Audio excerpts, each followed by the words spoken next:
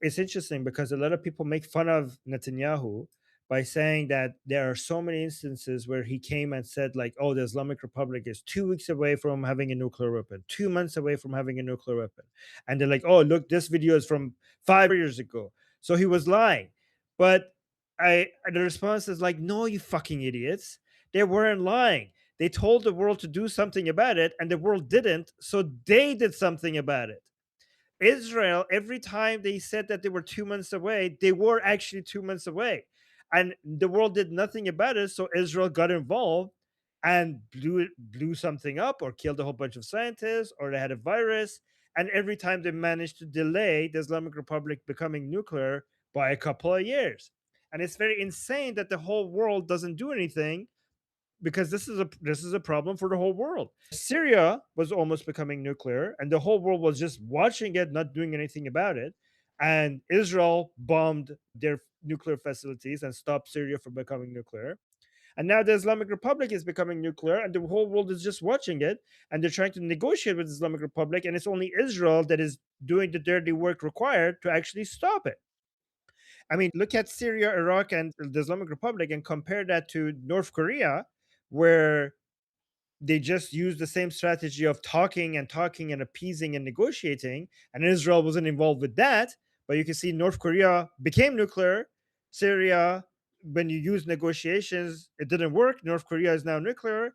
But when you actually use attacks and action, when Israel was involved, the West, which used the strategy of negotiations, but Syria, Iraq, and Islamic Republic, which are not nuclear, that was the strategy of Israel, which took the side of action and just blowing shit up instead of just talking to your enemies. But the problem with the Islamic Republic is that they're getting better at going deeper into the ground. And it's easier to improve your ability to dig deeper into the ground than United States ability to improve its bunker busters to make explosions deeper into the ground. So it's more complicated to come up with bunker busters that do explosions deeper into the ground, and it's simple to just dig deeper, right? It's really easy to just dig deeper. The Islamic Republic has a lot of experience with Israel trying to destroy its nuclear abilities. They have learned from every time Israel was successful. The Islamic Republic actually learned something from it and is trying to close Israel's ability to cause a delay again. They also are very aware about the ability of American bunker busters. They're coming up with enrichment uranium facilities all over Iran and much deeper underground so that nothing could stop it. The reason why Israel's mission is never over until there is regime change in Iran, because you could only delay the Islamic Republic's ability to become nuclear so much. At some point, if you don't do regime change in Iran, at some point you're going to be dealing with a nuclear Islamic Republic, and a nuclear Islamic Republic is an Islamic Republic that you will never be able to do regime change, and then the Israeli people will never be able to know whether their country will last forever or not, because now their main enemy is nuclear. But that's it. One of the sad ironies of this for the Islamic Republic is that the whole point of becoming a nuclear power was to be insulated from external threats, basically preventing any outside country from toppling the regime.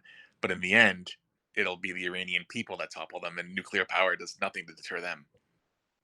But right now the Islamic Republic is more desperate than ever to have a nuclear weapon because they're completely naked. The proxies are gone. I mean, the proxies are not effective anymore.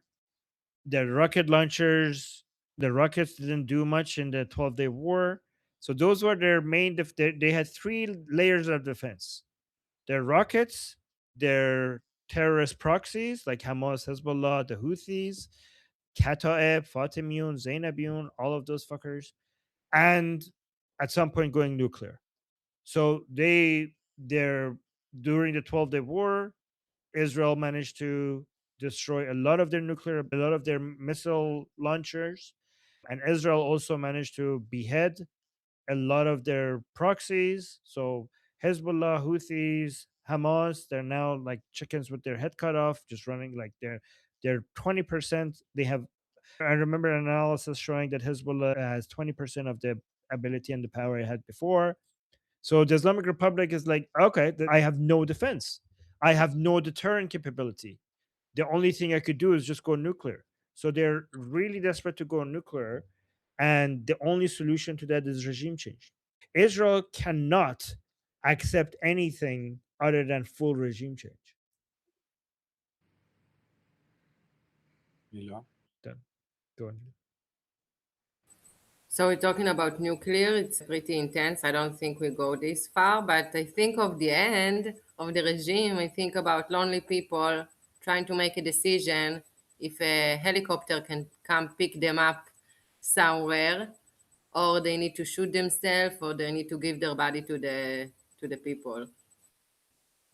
So I Oh, think, you're talking about regime officials? What are they going to do? Like yeah, they were supposed to go to Venezuela. That was their plan. If yeah, the shit hits the fan, but now they can't go to definitely. Venezuela because Venezuela is also being bombed. So they're like, shit. That was our exit strategy in case the shit hits the fan. But what the fuck? You don't No, think Russia will take them? I mean, Russia's a pretty big country. I've heard Canada's taking a lot of these people. There are talks with no. But some people assume that Russia was supposed to be an option for some of them, but now they look at what's happening in Assad, and Assad is being treated like a prisoner in Russia. So people are like, shit. Like, yeah. Go to the UAE? Why would they go to the UAE? UAE is an enemy of the. No, Ahmed in the chat is saying, I think they will go to UAE. No, the UAE is their enemy. Why would they go to the UAE? They will be handed over. They will be arrested and handed over. To when you who? Yeah, decades pissing off the world, you find the world's a very Israel. small. You need to flee your country. Maybe China. I don't know. Maybe China. I mean, I don't think they're in good relationship with China because China kind of betrayed them in a way. So, like, it's not in their dignity to go to the people that betrayed them in trade. And now, Yeah. These people care right now. They only care about survival. They don't care about dignity or anything. China is not an ideological ally. I think the only they would be just as happy to buy cheap oil from Prince Reza's government as the IRI. As long as they get their oil, they really don't care. they buy it from Saudi Yeah, now. but Reza will not get sanctions, so why would he sell it to them in low price? Presumably because they by making a deal like that, they wouldn't support the IRI as they're being overthrown.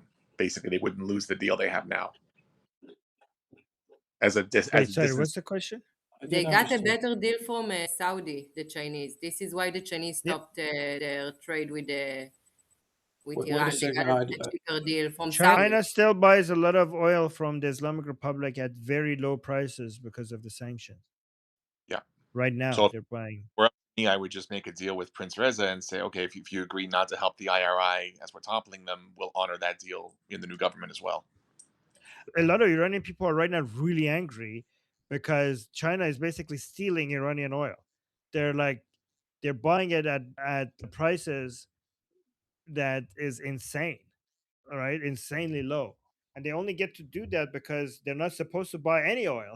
But China is like, hey, Islamic Republic, nobody's going to buy this from you. So we get to basically give you this shit low prices. And I don't think like Iranian people would accept. People are extremely angry with China and Russia. So having such a favorable deal with China would be not tolerated by the Iranians. The only concern, I guess, then is if China was going to lose that source of cheap oil, would they do more to prop up the IRI to protect They it? are. That's what they are doing. Both China and Russia are helping. They even have their own favorite people. Like I think that Russia is on Mujtaba Khamenei's side, so Ali Khamenei's son. I forgot who China is supporting. But they don't want to lose the Islamic Republic. They're getting so much good oil and gas. Both China and Russia want Iran to have a government that is not friendly to the United States. Right. That's why they both support the Islamic Republic. They like that the Islamic Republic is a headache to Western powers. They like that China loves the oil that is getting from Iran, oil and gas, and they also like it that Iran is currently not a Western ally. They will consider it a major loss if Iran becomes a Western ally. And the irony is the Western powers would rather have a weak enemy than a strong friend in Iran. The globalist Yeah. powers, the people that basically have the pressures that have prevented Western powers from supporting previous uprisings. The thinking was they want a weak enemy that they can, contain than a strong ally. I don't think so. I think America had it really well. I think they regret not supporting the Shah. Things were so much better for America when the Shah was in power. I think they would You would prefer think that. the idea of a regional power, like it was under the previous Shah, having countries in its sphere of influence, might be seen as a competitor to the U.S. influence in that area and the Russian influence. Not really, because I think that the new global order, the way it works is that it's win-win. So, like America would like its allies to be more powerful. Like America has benefited from its allies being more powerful. It doesn't gain from its allies are not considered to be competitors. Like the more powerful American allies are, the more beneficial that is to the United States. That's basically the Trump doctrine, where he empowers allies to basically be regional actors who can act to preserve U.S. interests remotely. But that's something that's only happened really in the last 10, 20 years. I don't know. I think that is just the nature of the global trade and the way I don't think I think that has been mostly true. Maybe I'm wrong, but I think that is I really don't think that the president has much of a say over this because of how much money we're talking about here, how much wealth generation and trade and the military industry benefit from this, and how much different companies make from this. I think this is something above what a president could decide. Like there's too much money we're talking about. There's too much trade and too much money for anybody to be against this. I think American support for Khomeini was a miscalculation and they regret that. And I think, for example, America even benefits from a growing Chinese economy. Like that's how interconnected the whole world is. And China benefits from a growing American economy, right? Like this is how interconnected everybody is. Like it's a win-win situation. I think this is a mercantilist point of view that if these people grow, like it's not a zero-sum game, right? It's not like if they grow, we lose, or if we grow, they lose. It's more like if they grow, we have more customers. And if we grow, then we could remove some of our burden from our shoulders and put it on them, because now they could actually help us with security, because they could actually pay for their own military, right? Like we don't have to police everything because they're our allies and we just ask them to do it, right? I actually agree with that philosophy. I think that's the correct Right, approach. I think the problem is that there are elements in the U.S. government historically that have seen international right. politics as a sum game. They'd rather have weak enemies than strong friends. They'd rather see everything as a way to Hmm. maximize influence rather than have collateral relationships that benefit both parties. I think time has basically proven that that's the correct approach, the bilateral approach. Yeah, okay. Okay, I see. Okay. All right, so let's go to Uncle Kopim because he has been waiting for a long time. Yeah, no problem. I wrote down in the chat that like since the conversation is gone, I'd like to address a few things. On the China and Russia being allies of Iran, I agree. I don't really think it should be viewed as a conventional allyship in the same sense. They seem to be very in for subjugating Iran and utilize so to exploit that it is under sanctions. And you can see that China is doing exactly the same thing with the Russians, and the Russians are quite resentful of that because they sell to just like the same way as the Islamic Republic is selling to China at an absurd discount. The Russians, as far as I understand it, it's not that bad of a deal, but it's still like 30-40% discount, which at the beginning of the war that went just fine for Russia because the oil prices went so much up that even when they sold at a discount, they would have a usable revenue. But these are not allies in the conventional sense. And I do kind of get what Richard is saying, because that's usually how geopolitics work. Like if you rather have you may want your enemy to be weak, but you don't want your friend to be so strong he can be a contender. So there is some element of truth to that. And to the point of what you were saying, Armin, that it is very interconnected, like China and the United States, benefiting from each other, and this is very much true. Like it seems that maybe the Chinese are undermining the United States, and by taking over the industrial parts, but the United States, thanks to the reserve currency, they are providing the service that the Chinese desperately needs. So you can see, for example, all the development projects that the Chinese are doing in Africa, that is because they have an excess of US dollars, because all of their trade, all their manufacturing that they're selling out, it brings them US dollars, which is one of the reasons they don't want to stop that, because if they try to become a global reserve currency and try to trade in the same manner, their currency will appreciate, and that will very severely damage their export economy. So the way they are trying to avoid the overheating is that the excess dollars that they're having, they're trying to offload that, for example, to development projects, like they have the African Development Bank and some projects like that, which are kind of mirroring the IMF, but they're not a competitor, because the Chinese are one of the biggest creditors in the IMF, right? They're the ones who provided quite a lot of the dollars there. So when the difference is that when they're doing it through the IMF, it tends to be more through IMF means, ways that they are doing it. Whereas the Chinese are more direct. What they're trying to do here is offload excess industry, because their industry is geared to a global market. It's simply too much for their internal market. And that's where you see that the two different currencies that they have, the one they trade externally and the one they use domestically, when they start shipping over their workers and so forth to build railroads or factories and whatever, they put their own workers there and they compel them to utilize the domestic currency, so that everything is looped inside, meaning that they're basically artificially expanding their economy through that. And they can only do so thanks to the United States. So if the US dollar stops working, then they would have, all this will get greatly complicated for them, where they have to, right? So yeah, that was just to kind of add to what you guys were saying. And then a question for you, Armin, because there's some Druze in Norway that they have started being vocal that they're receiving threats from Sunni Muslims from Syria in particular. And I just wondered, like, are Iranians, for example, do you know if Iranians are still? I remember there's been a lot of talk that they have regime operatives trying to go after Iranians in the diaspora. So people in the diaspora have often tended to be a little bit careful for that reason. But how is that now? Like, do Iranians feel like they can muster freely, and is there a great divide outside somehow? Because it tends to be sometimes that even though the regime might be crap, the people from the outside may still have a romanticized view of it, especially if they're, say, already Muslim. Wait, what? So what's the question exactly? Like, How is the situation for the Iranian diaspora in terms of, like, do they feel kind of inhibited from speaking out due to regime operatives or fellow Iranians or just even other Muslims?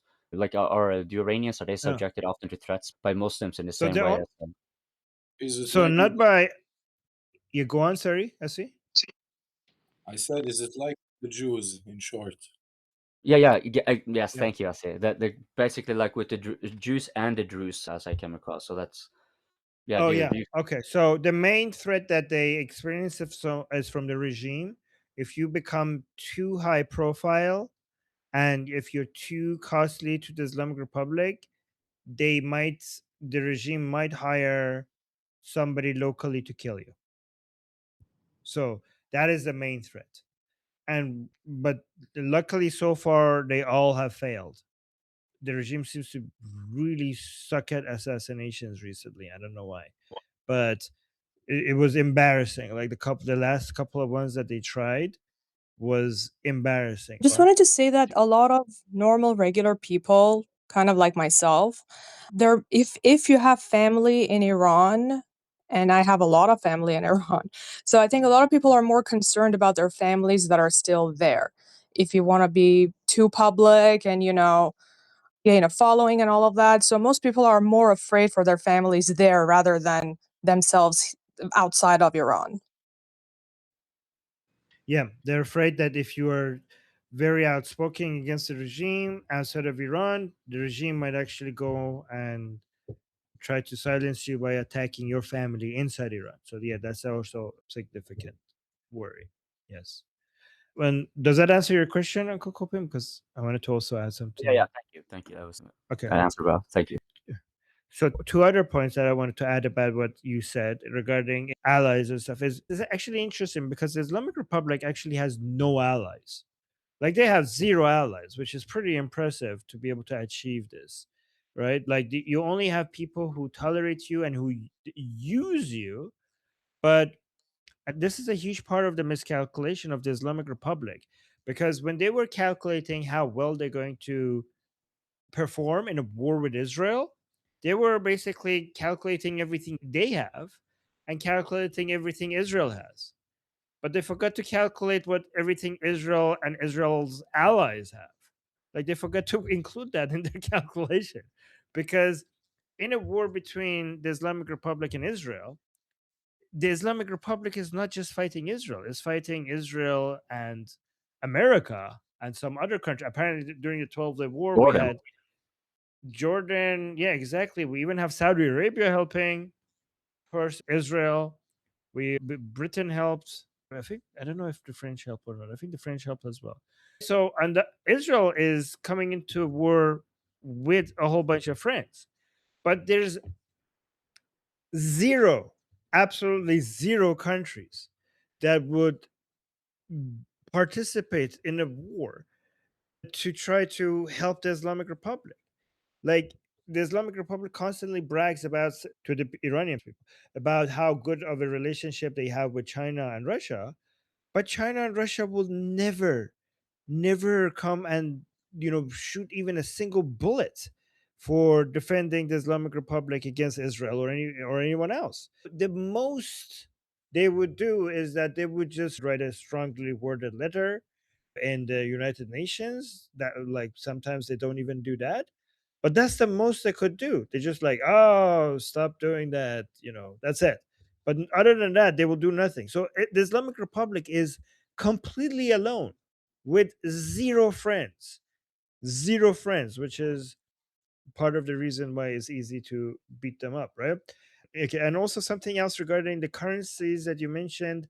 It's very interesting because a lot of people think that the US dollar is going to be replaced by something as the world reserve currency. It's really laughable because nothing actually could compete with that. Like, first of all, China cannot tolerate its currency being valued that much. And even if they want to introduce a new currency between BRICS countries, like, how are they going to do that?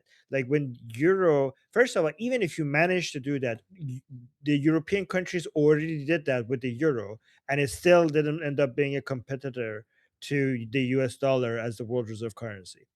And when Europe did that, these were countries with similar values, with similar interests, and with a similar plan. Like, look at BRICS. Like, China and India are going to come up with a currency, like, together. Like, aren't you guys some like enemies? Like, aren't you guys like, you guys don't have mutual interests over anything? Like, And how are you using going to come up with a yeah? and the euro is Uh, a very good example because there's much I less disparity between the countries compared to. Oh, okay. All So right, it's so okay. bye guys. And if I may, copying, if I can say something before I leave, because I'm just sure. a little short in time. I don't want to divert you, but all I wanted to say is the way I see it, Bibi Netanyahu has threatened the IRGC. That's just my point in a diplomatic way, but I think he threatened him and the entire and the entire IRGC. And I don't know if the Israeli attack is already on the way, and like they should just wait for a little bit, or maybe I hope, because my other thought, which I hope is it's not will not come true, is that the Israeli government is looking for some ugly pictures in order to say we are stepping in. I hope that it's not the case, but it's possible. I hope not. But I mean, even if that's true, I wouldn't be I wouldn't be angry with them, because maybe they think it's inevitable and that would be the right time to do it. So, I mean, it makes sense if that's part of even, it's, I know it's not something, it's ugly, but maybe it makes sense because even though many Iranians are pro-Israeli, there are still so many Iranians who are not, and maybe that's what is needed so that they also would want Israel to get involved. Like, maybe that is something necessary so that you don't turn a nation that is becoming more and more pro-Israeli. If you prematurely get involved, then maybe you will lose some people. So maybe waiting to the point where it's obvious that this is necessary and that Israel is coming to save the Iranian people, maybe it makes sense to show to the Iranian people that I just came and stopped your regime from killing you, so that less people would have a negative view towards an attack like that. Does that make sense, Sissy, what I'm saying? Yeah. Anyway, it's Yeah. just an hypothesis. I don't want to demoralize anyone. And have a good night. No. You I'm have, Israel. yeah, Hi, no, I Javi enjoy, Shah. but I see, just before you go, every time you say that I didn't want to say this and I don't want to demoralize, whatever you say after is something very interesting. So don't stop yourself, because it's actually very interesting points that you make every time you say, I didn't know if I want to share this. And yes, I'm Israel Chai Javicha. Yalla bye, Yossi. Bye bye. Okay.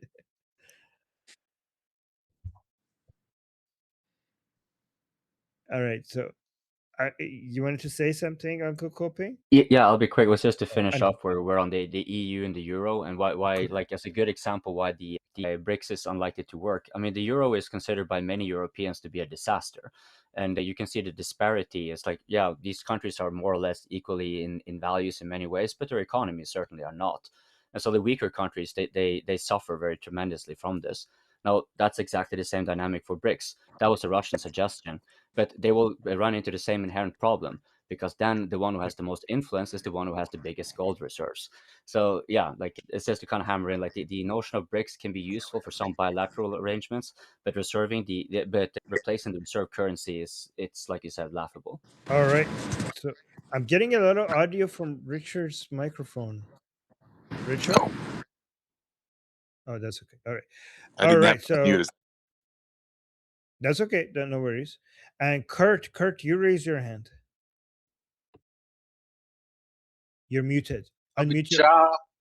Javid Oh, Shah, and Javid. Toda Rabah Mossad. I think it's mostly done. 2 years ago, I didn't know anything about Iran, so I've learned a lot from you. Thanks for that. And I want to know what Israelis think about Netanyahu now, because I know he wasn't the most popular person, but he's got an election next, in November or something. Oh. Send him to jail. What? That's So I we can have say two all. different. There's two Hila, what questions that you ask. One, So- people here now keep their thought to themselves mostly about provocative and separated conversation. We're trying to put the hits down and to try to talk about things that we do agree on. And about the election, I can tell you for sure that every Israeli will not vote to the party he voted for the last time. All across the board, nobody knows who is gonna vote for, but they know that it's not gonna be the people they elected the last time.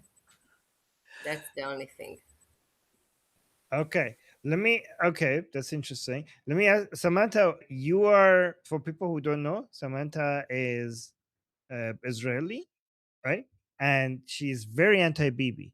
Can you explain? I always wanted to ask this from you. Why are you that anti-Bibi, anti-Netanyahu? A number of things. I personally blame Bibi for the murder of Yitzhak Rabin. Okay. Oh, I'm sure you've heard, former Prime Minister of Israel murdered in like the 90s. yeah, I'm a big fan of Yitzhak Rabin. Like, I actually have a picture of the song that he had in his pocket when he got shot and it got bloody. I actually love that song. That it is a Hebrew song for peace, and I love that Hebrew song, and I didn't know Yitzhak Rabin. That's the last song that Rabin was singing before he died, and it's a song of peace. And when he got shot, his blood actually covered the notes, the lyrics of the song in his pocket. So, yeah, I'm a big fan. I know who he is, but yeah, go on. Netanyahu had like a whole rally where there were people at the rally who had posters of Yitzhak Rabin dressed up as a Nazi. And the Labor Yep. Party had apparently asked Bibi, you have some real serious crazies in your crowd. You need to just say something to like calm them down a bit. Like say something like, remember, like, no violence. We disagree with him, but like he does love this country. He's not a Nazi. And like Bibi would not do that. I know Rabin's family blamed Netanyahu for his assassination. Yeah. Is that fair? Netanyahu never said anything regarding like assassinating him. Like, he never suggested that he Israel should in be the assassinated. 90s, and when we're talking Israel in the 90s, that close to the Holocaust, where there's gonna be Holocaust survivors in your freaking crowd, and people have posters of someone dressed up as like a Nazi. Yeah, You should have seen something. I learned about it like as a kid later on after it happened. I remember the Richard night also. it happened, and I can tell you that we had a conversation about you cannot say gas anyone in Israel, and we can't put a hanging rope next to a picture of a prime minister and anybody else if this matters. And we don't put people in Nazi clothes, and we don't call each other traitors because it's yeah, a but big still, word. So once this happened, while he was there and there is pictures of him there, seeing all of it, people felt like he contributed to this escalating violence. but did Netanyahu say go put him in a Nazi uniform? Like No, but Netanyahu it was didn't do that. but leading the protest that said it. But if like you're leading a protest, you cannot just go like grab a stick and say like stop it. You cannot just manage every single action of people in a crowd. You cannot be held responsible for every It, single person in your it group. wasn't a one-time event, by the way. He's obviously not the man that murdered him, and I'm as a left wing that hates Bibi. I don't think yeah, he murdered him. I think he contributed to the hate that was rising between us, and he was riling up forces You from know, the because I can, but right. people say that about me, for example, that I mean on a much smaller scale, obviously, like people say like, oh, Armin, you speaking about Islam is going to make people hate Muslims and they want to do violence against Muslims. I'm like, well, I don't say that. I never advocate for that. Like, okay, but you have fans who want to do that. Like, okay, but I disagree with them. What am I supposed to do? I cannot control everybody who's my fan. I've been very clear that this is not what I want. I'm not for that. Okay, but the things that you're saying is enabling actions like that. You are not a leader of a country, and you are not a I, politician I that know, but half that's of the actually that makes my point even more. I'm just saying, even on such a small scale, I cannot be held responsible for a much smaller group of people who I am enabling. So imagine if you are a leader of a I country or a understand. leader of a But this political is why movement, the and you're internet. dealing that the scale of that is even astronomically bigger. So how are you going to manage that? If I can't manage that in such a smaller scale, how are you expecting somebody with a much bigger platform and a much bigger influence to micromanage everybody in his group to behave properly? But go on. So I can tell you about the protest I was leading, and this girl put the sign "Gas the boys." So yeah, I'm not encouraging it. That if the police will not stop it and questioning her, so even though she's 17, she didn't mean to cause like a massive chaos. But if she will raise this flag and all the other girls thought it's funny, next demonstration, all of them will raise this flag. And in the end, Okay. yeah, maybe bad stuff can happen. But I am not a leader of a party, and I'm not really Yeah. leading a But crowd okay, but as that a doesn't leader. negate my point. So Okay, I have to go soon because I want it's a to hear small. what Richard and yeah, go on. Make your last point, but make it quick because I want to hear what Richard and Uncle Kuping are saying before we go. But go on. I just wanted to make the point that in Israeli society, I'm not saying global morals have to be aligned with us. In Israel society, the word betrayal, Nazi, associating with gassing and killing, it's extremely, extremely difficult for us to feel it's normal. It's very hard for us. Even if you Okay. don't think it's the whole Uh, society, it's really the majority. Okay, let's yeah. go to Richard and then Uncle Koping. Richard, you want to say something? And your camera is frozen for some reason, so you might Oh, want to turn it off and the connection here. on and there we go. I just full disclosure, I absolutely love Bibi, and I would like to say that what happened to Rabin was a national tragedy. It was unprecedented. With that said, I don't agree that Rabin was the champion for peace that people think he was. He was the direct instigator of Oslo. He was the reason that the Palestinians whose causes were languishing in these refugee camps, they basically all mass immigrated to Israel and turned Guf Katish into Gaza and caused all these problems. If it wasn't for Arafat, trusting Arafat, we'd be in a very different situation right now in Israel. So I do trace that back to Rabin, unfortunately. Also, second quick point on the IRGC sponsored assassinations of Iranian diaspora opposition leaders.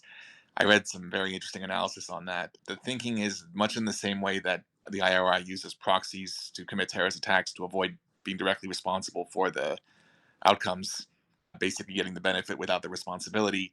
They've applied that philosophy to the assassinations by hiring idiots that they bungle up the assassinations who could never actually pull it off. But when they get arrested and when the cases are publicized, it has the effect of basically intimidating and scaring the opposition leaders. So they get the intended effect without the negative consequence of being linked to the assassination.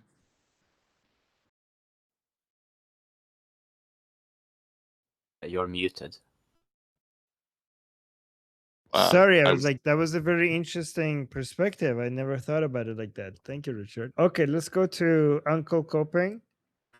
Yeah, I just want to see if I got the Hila and the Jewish Samantha correctly. Like, basically, because I see that the Kurt commented in the chatter, and what he's saying about Netanyahu being framed as a dictator, and I also kind of, even though I'm in a diaspora, I kind of noticed the vibes were very similar to how Trump was framed. Yeah, I think it's a little extreme to frame him quite as a dictator. That I agree with. Hila said he kind of brought it a little bit upon himself, if I heard correctly. He kind of started off with fostering stochastic terrorism. Like, he didn't necessarily pull the gun, but he didn't have to. Like, if you go about with hate speech, I mean, think about Charlie Kirk, for example. He was framed as this far-right crazy dude, right? He was equated with the worst lone terrorist that we have had in Norway, and also in modern history, Anders Behring Breivik, who gunned down over 70 unarmed teenagers. Right? How can you compare someone who goes and gun down unarmed teenagers to someone who goes to campuses to have open conversation? Yet the framing was done in such a manner that, you get people who, even after the assassinations, there were tons of people who were cheering it on, because without having actually seen any evidence, I mean, even if you looked at those clips that were taken out of context, he still looked like a milk toasty person. Like, he didn't look even remotely close to Nick Fuentes, and Nick Fuentes even doesn't come close to becoming a terrorist in that sense. Yeah. Though, he kind of borderlines because he does the hate speech, but like, okay, so I wonder, do you guys see that is that something that you think is going to get worse? The fomenting of animosity between Israelis, that there's no discourse, like you see in the United States, the gap is so big. Like, now you're Republican, you're Democrat, never Trump, like those divides, or do you think that's going to be sorted in any way, or they're just going to get worse? First of all,